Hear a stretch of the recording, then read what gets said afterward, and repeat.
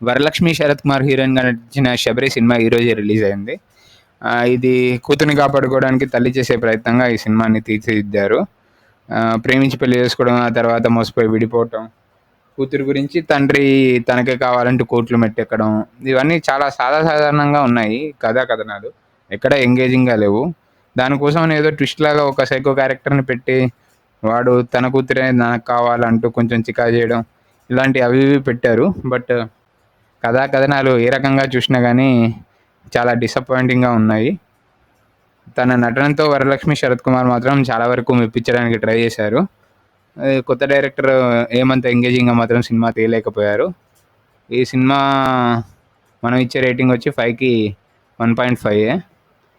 ఇందులో నేపథ్య సంగీతం అవి ఇవి కూడా అంత ఏమి యావరేజ్గానే ఉన్నాయి.